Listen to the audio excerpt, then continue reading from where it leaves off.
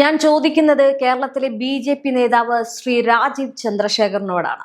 തിരുവനന്തപുരത്ത് കോൺഗ്രസ് ഓഫീസിലേക്ക് മാർച്ച് നടത്താനും ഡൽഹിയിലെ സമരങ്ങളെ അരാജകത്വം എന്ന് വിളിക്കാനും നിങ്ങൾക്ക് എങ്ങനെയാണ് സാധിക്കുന്നത്?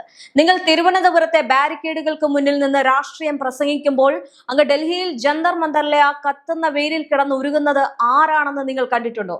ഇവിടെ കിടക്കുന്നത് വിദേശത്ത് നിന്ന് വന്ന അരാജകവാദികളല്ല, നിങ്ങൾ മുദ്ര കുത്തിയ രാജ്യദ്രോഹികളല്ല, ഇന്ത്യയുടെ നാളത്തെ ഭാവി വാഗ്ദാനങ്ങളാണ്. ഈ രാജ്യത്തിന്റെ നാളത്തെ ഭാവിയാകേണ്ട വിദ്യാർത്ഥികളാണ്. നീറ്റ് പരീക്ഷ എഴുതി പകലും രാത്രിയും ഉറക്കമൊഴിച്ച് പഠിച്ച് തങ്ങളുടെ ജീവിതം കെട്ടിപ്പടുക്കാൻ ഇറങ്ങിത്തിരിച്ച പാവപ്പെട്ട മാതാപിതാക്കളുടെ മക്കളാണ്. ഒരു പരീക്ഷാ ഫലം കാത്ത് തങ്ങളുടെ ഭാവി എന്താകുമെന്നറിയാതെ അവർ ജന്തർ മന്ദറിന്റെ തെരുവിൽ അലമുറയിട്ട് കരയുമ്പോൾ ആ കണ്ണീരിന് എന്താണ് നിങ്ങൾ നൽകുന്ന വില? ചോദ്യപേപ്പർ വിറ്റ് കോടികൾ കൊയ്ത മാഫിയകൾക്ക് മുന്നിൽ ഈ രാജ്യം തോറ്റുപോകുമ്പോൾ അതിനെതിരെ ശബ്ദമുയർത്തുന്നതാണോ നിങ്ങൾ പറയുന്ന ഈ അരാജകത്വം? പ്രതിപക്ഷം പ്രധാനമന്ത്രിയുടെ വസതിക്ക് മുന്നിൽ സമരം ചെയ്താൽ നിങ്ങൾക്ക് പൊള്ളും, കാരണം നിങ്ങൾക്ക് അധികാരമാണ് വലുത്. പക്ഷേ അർദ്ധരാത്രിയിലും പകലും ഡൽഹി പോലീസ് ജന്തർ മന്ദറിലെ വിദ്യാർത്ഥികളെ റോഡിലൂടെ വലിച്ചിഴച്ചപ്പോൾ നിങ്ങളുടെ ഈ ഒരു ജനാധിപത്യ ബോധം എവിടെയായിരുന്നു?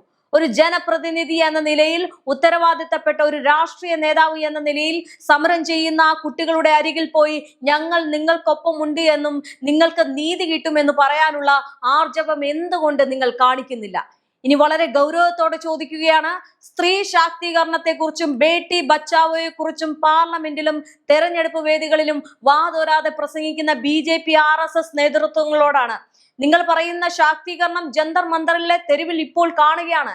രാജ്യത്തിന്റെ തലസ്ഥാന നഗരിയിൽ തങ്ങളുടെ അവകാശങ്ങൾക്ക് വേണ്ടി സമാധാനപരമായിട്ട് സമരം ചെയ്ത പെൺകുട്ടികളെ റോഡിലൂടെ വലിച്ചിഴച്ചും തല്ലിച്ചതച്ചും നിങ്ങൾ നടപ്പാക്കിയ ശാക്തീകരണം ഇപ്പോൾ രാജ്യം കാണുകയാണ്. അത് മറക്കുകയുമില്ല.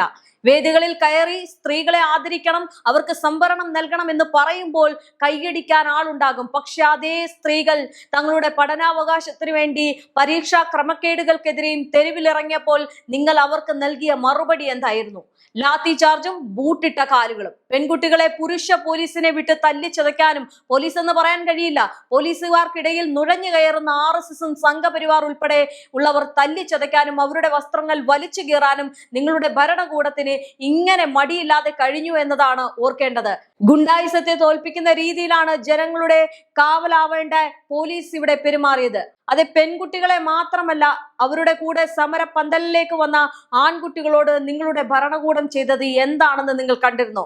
ഒരു തെറ്റും ചെയ്യാത്ത, സ്വന്തം ഭാവിക്ക് വേണ്ടി മാത്രം ശബ്ദമുയർത്തിയതിന്റെ പേരിൽ ആൺകുട്ടികളെയും പെൺകുട്ടികളെയും ലോക്കപ്പിലിട്ട് പീഡിപ്പിക്കാനും അവരുടെ തലയടിച്ചു പൊളിക്കാനും ആരാണ് നിങ്ങൾക്ക് അധികാരം നൽകിയത്? ഇതൊന്നും നിങ്ങൾ കാണുന്നില്ലേ? ഇതാണോ ഈ ജനാധിപത്യം എന്ന് പറയുന്നത്? ഇതാണോ നിങ്ങളുടെ സ്ത്രീ ശാക്തീകരണം? ഇവിടെയാണോ എല്ലാവരും മാതൃകയാകേണ്ടത്? ഇവിടെ കേരളത്തിൽ ഇരുന്ന് അരാജകത്വം എന്ന് പ്രസംഗിക്കുന്ന രാജീവ് ചന്ദ്രശേഖർ ജി, നിങ്ങൾ ഡൽഹിയിലെ തെരുവിൽ ചോര ഒലിപ്പിച്ച് വീണ ആൺകുട്ടികളും ഈ രാജ്യത്തെ പൗരന്മാരാണ്, പെൺകുട്ടികളും ഈ രാജ്യത്തെ പൗരന്മാരാണ്. അവരും ഒരു അമ്മയുടെയും അച്ഛന്റെയും മക്കളാണ്. തങ്ങളുടെ മക്കൾക്ക് നീതി കിട്ടാൻ സമരം ചെയ്തതിന് അവരെ മൃഗങ്ങളെ പോലെ തല്ലിച്ചതച്ചപ്പോൾ നിങ്ങളുടെ ഉള്ളിലെ മനുഷ്യത്വം എവിടെയായിരുന്നു? നിങ്ങൾ ഗേറ്റിന് മുന്നിൽ വെള്ളം ചീന്തിയപ്പോൾ അവിടെ നിന്ന് നിങ്ങൾ പറഞ്ഞല്ലോ, ഇവിടുത്തെ പ്രധാനമന്ത്രിയെ നാണം കെടുത്തുകയാണ്, അല്ലെങ്കിൽ പ്രധാനമന്ത്രിക്ക് നേരെ നടക്കുന്ന ഒരു ക്യാമ്പയിൻ ആണ് എന്ന്. നിങ്ങൾക്ക് എങ്ങനെയാണ് ഇത് പറയാൻ കഴിയുന്നത്? ഈ പാവപ്പെട്ട ജനങ്ങളെ നിങ്ങൾ തല്ലിച്ചതയ്ക്കുന്നത് കാണുന്നില്ലേ? അവരുടെ ദേഹം മുറിയുന്നത് നിങ്ങൾ കാണുന്നില്ലേ? അവർ നിലവിളിക്കുന്നത് നിങ്ങൾ കാണുന്നില്ലേ? ഇവിടെയൊക്കെയാണ് മനുഷ്യത്വം മരവിക്കുന്ന കാഴ്ച എന്ന് പറയുന്നത്. ഇനി നിങ്ങളോട് കുറച്ച് ചോദ്യങ്ങൾ കൂടി ചോദിക്കാനുണ്ട്. ഒന്നാമത്തെ ചോദ്യം എന്ന് പറയുന്നത്, തിരുവനന്തപുരത്ത് കോൺഗ്രസ് ഓഫീസിലേക്ക് മാർച്ച് നടത്താൻ കാണിച്ച ആ ആവേശം സ്വന്തം പാർട്ടിയുടെ ഉള്ളിലെ അഴുക്കുകൾക്ക് നേരെ ഉയർത്താൻ നിങ്ങൾക്ക് ധൈര്യമുണ്ടോ? ഞാൻ വെല്ലുവിളിക്കുകയാണ്. ആദ്യത്തെ ചോദ്യം, കേരളത്തിലെ PSC പരീക്ഷയിൽ അഴിമതി നടന്നു, മണ്ണ് വാരി തിന്നു പ്രതിഷേധം നടത്തിയപ്പോൾ ഇവിടെ ആർക്കും ഒന്നും മിണ്ടണ്ടായിരുന്നു എന്ന് നിങ്ങൾ പറഞ്ഞില്ലേ? ശരിയാണ്, തെറ്റ് നടന്നു, തെറ്റ് ചെയ്യുന്നവർ ശിക്ഷിക്കപ്പെടണം.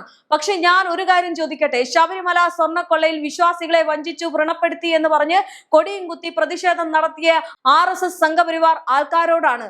എന്തുകൊണ്ട് നിങ്ങൾ അയോധ്യ വിഷയത്തിൽ ഇതിനെപ്പറ്റി സംസാരിക്കുന്നില്ല? എന്തുകൊണ്ട് നിങ്ങൾ ബദ്രിനാഥിലെ വിഷയത്തിൽ സംസാരിക്കുന്നില്ല? ഈ അയോധ്യയിലും ബദ്രിനാഥിലും ഭരിക്കുന്നത് ആരാണ്? അവിടെ പ്രതികൾ ആരാണ്? എന്തുകൊണ്ട് നിങ്ങൾ തൃശ്ശൂരിലെ വൻ കള്ളപ്പണം ഇടപാടിനെ പറ്റി സംസാരിക്കുന്നില്ല? 17 ചാക്കുകളിലായിട്ട് 25 കോടി എത്തിയെന്ന് നിങ്ങളുടെ സ്വന്തം പാർട്ടിയിലെ അംഗം മുൻ ഓഫീസ് സെക്രട്ടറി പറയുമ്പോൾ എന്തുകൊണ്ട് കൊടിയും പിടിച്ച് പ്രതിഷേധിക്കുന്നില്ല? എന്തുകൊണ്ട് നിങ്ങൾ സംസാരിക്കുന്നില്ല? അപ്പോൾ നിങ്ങൾ ചോദിക്കും, എന്തുകൊണ്ടാണ് ഈ സമരത്തിൽ കോൺഗ്രസ് അല്ലെങ്കിൽ പ്രതിപക്ഷ പാർട്ടികൾ ഇറങ്ങിയില്ല എന്നത്. ഒരു കാര്യം നിങ്ങൾ മനസ്സിലാക്കണം. നിങ്ങൾ ഇവിടെ പൂഴ്ത്തിവെക്കുന്ന കാര്യങ്ങൾ ജനങ്ങൾ മനസ്സിലാക്കിയിട്ടുണ്ട്. ഒന്നാമത്തെ കാര്യം, അയോധ്യ വിഷയത്തിൽ എല്ലാം ഒരു തീരുമാനമായി വരികയാണ്. നിങ്ങൾ ജനങ്ങളെ വഞ്ചിച്ചു. ജനങ്ങളെ അല്ല, നിങ്ങൾ വിശ്വാസികളെയാണ് വഞ്ചിച്ചത്. എന്തായാലും ഇപ്പോൾ നടക്കുന്ന ഈ ഒരു പ്രശ്നത്തിലും നിങ്ങൾ അത് തന്നെയാണ് ചെയ്യുന്നത്. അതായത് ഒരു വർഷത്തെ കാര്യം മറയ്ക്കാൻ വേണ്ടിയിട്ട് നിങ്ങൾ പല രീതിയിൽ ശ്രമിക്കുകയാണ്. ഈ പാവപ്പെട്ട കുട്ടികൾ എന്ത് തെറ്റാണ് ചെയ്തത്? അവരാരെങ്കിലും കൊന്നോ? അവരാരെങ്കിലും കയ്യിൽ നിന്ന് പൈസ, ഇത്രയും വലിയ കോടിക്കണക്കിന് പൈസ ഈ കോഴപ്പണമായിട്ട് എടുത്തോ? അല്ലെങ്കിൽ അവരെന്താണ് നിങ്ങൾക്കെതിരെ ചെയ്തത്? വലിയ രാജ്യദ്രോഹിയാണെന്ന് പറയുന്നുണ്ടല്ലോ. എന്ത് രാജ്യദ്രോഹമാണ് അവർ ചെയ്തത്? എങ്കിൽ പിന്നെ രാജ്യദ്രോഹിയാണ് എങ്കിൽ നിങ്ങൾ അവർക്കെതിരെ നടപടിയെടുക്കണം. ആ വിദ്യാർത്ഥികൾക്കെതിരെ നടപടിയെടുക്കണം. അങ്ങനെയാണെങ്കിൽ നിങ്ങളുടെ ലോക്കപ്പുകൾ തികയാതെ വരും. അത്രത്തോളം ജനം അവിടെയുണ്ട്. ഇനി ഒരു കാര്യം, ഈ വിദ്യാർത്ഥികളുടെ സമരമാണിത്. അവരുടെ ചോദ്യങ്ങളാണ്. അവർ ഉന്നയിക്കാതെ പ്രതിപക്ഷം ഈ ഒരു സമരവുമായിട്ട് ആദ്യം ഇറങ്ങിയിരുന്നെങ്കിൽ നിങ്ങൾ അതിനെ രാഷ്ട്രീയവൽക്കരിച്ചേനെ. അല്ലെങ്കിൽ തന്നെ നിങ്ങൾ പറയുന്നത് ഈ അഭിജിത്ത് DK പോലുള്ള ആളുകൾ വിദേശത്ത് നിന്ന് ഫണ്ട് കൊണ്ടുവന്ന് ഇവിടെ ഒരു വലിയ രീതിയിലുള്ള ഒരു ക്യാമ്പയിൻ നടത്തുകയാണെന്നാണ്. നിങ്ങൾക്ക് ബോധവും ബുദ്ധിയും ഉണ്ടെങ്കിൽ നിങ്ങൾ ഇങ്ങനെ പറയില്ല. കാരണം ഇത് അരിയാഹാരം കഴിക്കുന്ന ഏത് മനുഷ്യനും മനസ്സിലാകും. അവിടെ ഈ പണം കിട്ടിയിട്ട് വെറുതെ ശരീരം നശിപ്പിക്കാൻ വേണ്ടി വിദ്യാർത്ഥികൾക്ക് അവിടെ സമരം ചെയ്യണമെങ്കിൽ എന്തിന് അങ്ങനെ പോകേണ്ട ആവശ്യമുണ്ടോ? അവർക്ക് ഈ പഠിക്കേണ്ട ആവശ്യമില്ലല്ലോ. ഈ പണവും എടുത്ത് വീട്ടിനുള്ളിൽ ഇരുന്നാൽ പോരെ.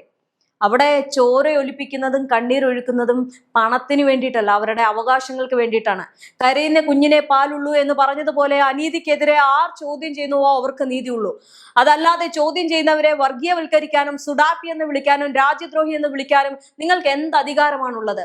ലാത്തിയും ബൂട്ടുമായി വന്ന നിങ്ങളുടെ ഭരണകൂടത്തിന് ഒരു കാര്യം തെറ്റിപ്പോയി. ചോര വീഴ്ത്തിയും ലോക്കപ്പിലിടിച്ചും രാജ്യത്തെ യുവാക്കളുടെ നട്ടലൊടിക്കാൻ നോക്കിയ നിങ്ങളുടെ അഹങ്കാരത്തിന് മുന്നിലേക്ക്, ആ ജന്തർ മന്ദറിലെ കത്തുന്ന വെയിലേക്ക് ഒടുവിൽ അയാൾ നടന്നു വന്നിറങ്ങി. അതേ ജനങ്ങളുടെ ശബ്ദമായി ഈ രാജ്യത്തിന്റെ പ്രതിപക്ഷ നേതാവായി രാഹുൽ ഗാന്ധി ആ കുട്ടികളുടെ അരികിലേക്ക് എത്തിയതോടെ ജന്തർ മന്ദർ ഇന്ന് വെറും ഒരു സമരപ്പന്തലല്ല, അത് പുതിയൊരു വിപ്ലവത്തിന്റെ വിളഭൂമിയായിട്ട് മാറിയിരിക്കുകയാണ്. ആ പെൺകുട്ടികളുടെയും ആൺകുട്ടികളുടെയും തോളിൽ ചേർത്ത് പിടിച്ചുകൊണ്ട് രാഹുൽ ഗാന്ധി പറഞ്ഞ ഒരൊറ്റ വാക്കുണ്ട്: നിങ്ങൾ ഒറ്റയ്ക്കല്ല, നിങ്ങളുടെ ഈ പോരാട്ടത്തിൽ രാജ്യത്തെ കോടിക്കണക്കിന് ജനങ്ങൾ നിങ്ങൾക്കൊപ്പമുണ്ട്. അധികാരത്തിന്റെ തണലിൽ എന്തും ചെയ്യാമെന്ന് കരുതിയ പരീക്ഷാ മാഫിയകൾക്കും കള്ളപ്പണ ചാക്കുകൾക്കും മുകളിലിരിക്കുന്ന രാഷ്ട്രീയ നേതാക്കൾക്കുമുള്ള കൃത്യമായിട്ടുള്ള മറുപടിയായിരുന്നു ആ വരവ്. ആ കുട്ടികളുടെ കണ്ണുകളിൽ നിന്നുണ്ടാക്കിയ ഭയം ഇന്ന് ആത്മവിശ്വാസത്തിന്റെ കനലായിട്ട് ആളിപ്പടരുകയാണ്. ഇനി ഓർത്തു വെച്ചോളൂ, നിങ്ങളുടെ ലാത്തികൾക്കും തോക്കുകൾക്കും തടഞ്ഞു നിർത്താൻ കഴിയുന്നതല്ല ഈ യുവതലമുറയുടെ സ്വപ്നങ്ങൾ.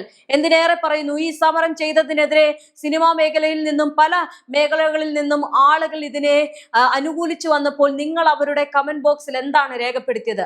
ഒന്നീ സുഡാപ്പികൾ, അല്ലെങ്കിൽ ഈ മോഹൻലാലിന്റെ മകളെ പോലും നിങ്ങൾ വലിയ സൈബർ അറ്റാക്കിങ്ങിലൂടെ നിങ്ങൾ അവരെ അപമാനിച്ചില്ലേ? അല്ലെങ്കിൽ ഈ ടൊവിനോയുടെ വീടിന്റെ മുന്നിൽ നിങ്ങൾ പ്രതിഷേധം നടത്തില്ലേ? നിങ്ങൾക്ക് ഒട്ടും ബുദ്ധിയില്ലേ? നിങ്ങൾ എന്താണ് ഈ കാണിക്കുന്നത് എന്ന് പോലും നിങ്ങൾ ചിന്തിക്കുന്നില്ലേ? എന്തായാലും ഒരു കാര്യം മനസ്സിലാക്കണം, ഈ PSC മണ്ണുവാരി തിന്നാലും കേരളത്തിലാണ് അത് നടക്കുന്നെങ്കിലും നീറ്റ് മാഫിയകൾ നാണം കെടുത്തിയ ഡൽഹിയിലായാലും നീതി കിട്ടുന്നത് വരെ ഈ കുട്ടികൾ ഇനിയും പോരാടും. തെരുവിൽ നിന്ന് പാർലമെന്റിലേക്ക് ഈ പോരാട്ടത്തിന്റെ ശബ്ദം രാഹുൽ ഗാന്ധിയിലൂടെ മുഴങ്ങുമ്പോൾ നിങ്ങളുടെ കപട രാഷ്ട്രീയ നാടകങ്ങൾക്കൊന്നും ഇനി ഒരു ജനങ്ങളെ പറ്റിക്കാനാകില്ല എന്നുകൂടി വിശ്വസിക്കണം. അഹങ്കാരത്തിന്റെ അധികാരത്തിൽ കള്ളപ്പണച്ചാക്കുകൾക്ക് മുകളിലിരുന്ന് രാജ്യത്തെ യുവാക്കളുടെ നട്ടലൊടിക്കാമെന്ന് ആരും വ്യാമോഹിക്കേണ്ട. ഇത് തോറ്റുകൊടുക്കാൻ പഠിച്ച തലമുറയല്ല. നിങ്ങൾ ജെൻസി കിഡ് എന്ന് കളിയാക്കി വിളിച്ച അതേ കുട്ടികളാണ് ഇന്ന് നിങ്ങൾക്ക് വലിയൊരു വെല്ലുവിളിയായിട്ട് മാറുന്നത്. ഇത് അവരുടെ സമയമാണ്, അവരുടെ ചോദ്യമാണ്, അവരുടെ അവകാശമാണ്. ഇവിടെ നീതി അവർക്ക് ലഭിച്ചേ കഴിയുള്ളൂ.